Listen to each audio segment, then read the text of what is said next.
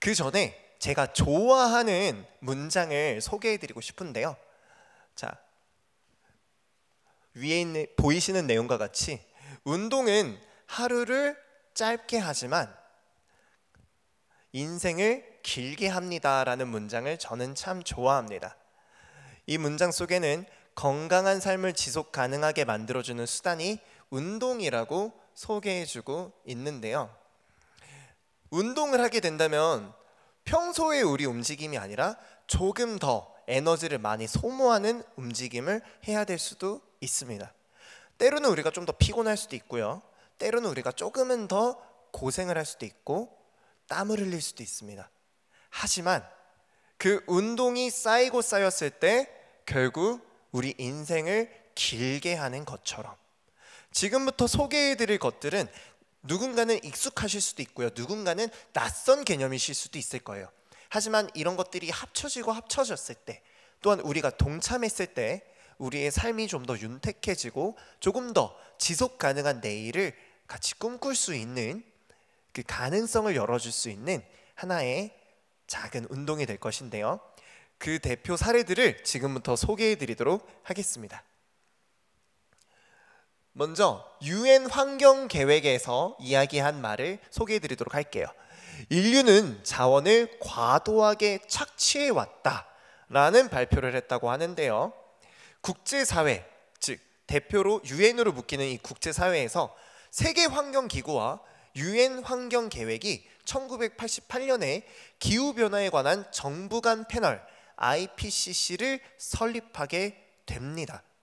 그리고 나서 이 기후변화에 관련된 정부 간 패널에서 조사를 하고 나니 인류가 자원을 과도하게 착취해 왔구나라는 결론을 내리게 됐고요. 그 결론 가운데 우리는 어떻게 대응을 하면 좋을까?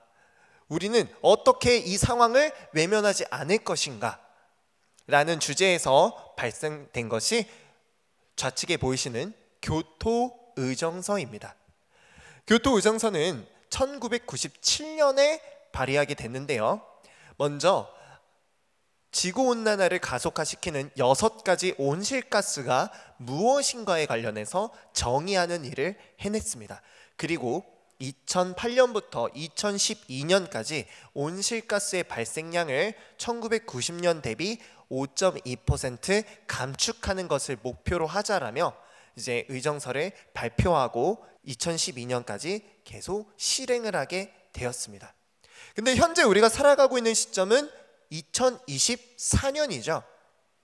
교토의정서의 기간이 끝난 지 12년이 지난 지금 이 시점, 우리는 어떠한 약속 가운데 살아가고 있느냐? 그것이 바로 파리협정입니다. 파리협정은 교통의정서와 아주 몇 가지 차이점이 있는데요. 교토의정서가 선진국들을 대상으로 온실가스 감축을 약속을 했다면 파리협정은 전 세계 모든 국가가 함께 할 약속을 지정했다라는 것에서 의미를 가지고 있습니다. 또한 2020년부터 5년마다 이것을 시행하고 있는지 이행 점검을 하기로 하였고요. 자국 상황을 적극적으로 반영해서 참여하는 형태로 약속을 이어갔습니다. 그럼 이 파리협정의 궁극적인 목표는 무엇인가?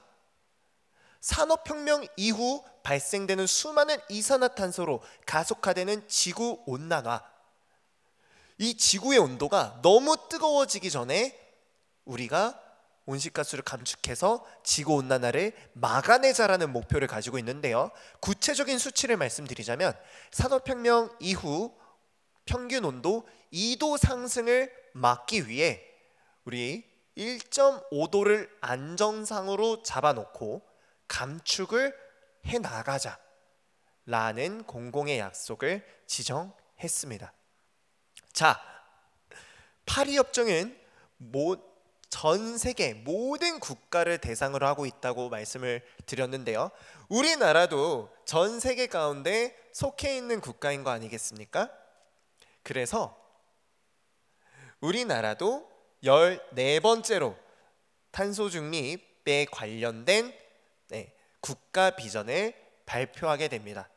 단순히 국가 비전으로 끝나는 것이 아니라 탄소 중립 기본법이라는 것을 만들게 됐는데요.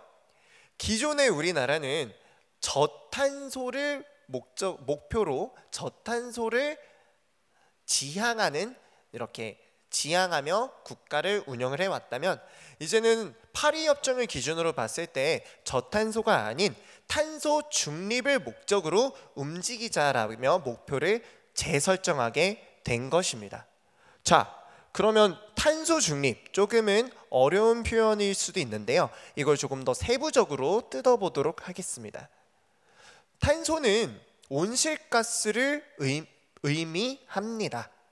즉, 우리가 생활을 하기 위해서 제품을 생산을 하거나 차량을 타고 이동을 할 때 발생되는 수많은 온실가스들이 있는데요. 필연적으로 발생되는 이 온실가스가 중립이란 표현을 봤을 때 치우치지 않음, 즉 온실가스가 많이 가미되는 쪽으로 치우치지 않게 온실가스를 제거할 수 있는 여러 가지 정책들과 여러 가지 기술들을 도입해서 추가 발생량을 제로로 만들자는 기본법을 발의한 겁니다. 자, 하여서 발생량과 흡수량을 제외한 값이 0에 수렴하게 하는 것, 이것이 우리나라가 정한 탄소 중립 기본법인 겁니다. 자, 그렇다면 이 기본법 아래서 많은 기업들이 같이 동참하게 되겠죠. 그리고 우리 또한 대한민국 국민으로서, 그리고 수많은 회사를 다니거나 사회생활을 하는 한 사람 한 사람으로서 알게 모르게 이 기본법 아래 탄소 중립이라는 트렌드 안에 묶여 있다라는 것을 기억해 주셨으면 좋겠습니다. 이렇게 된 것은 IPCC 보고서의 회차별 보고서를 보시면 조금 더 이해가 되실 것 같은데요. 초반에 1차부터 6차까지 보고서를 봤을 때 1차 보고서에서는 기후위기가 인간의 영향을 확신하지 못했습니다. 근데 2차 보고서부터 인간의 영향이 원인 중 하나다라고 조금씩 그 영향력을 밝히기 시작했는데요.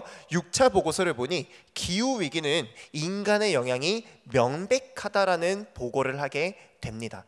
이것을 다시 말하자면 인간으로 하여금 기후위기가 초래된 만큼, 찾아온 만큼 우리가 달라진다면 기후위기를 완화시키거나 막을 수도 있다라는 것이죠.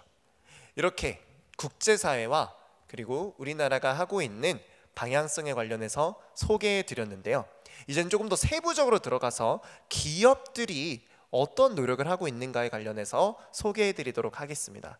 여러분들 중 대부분 한 번씩은 들어보셨을 단어 ESG를 소개해 드리겠습니다.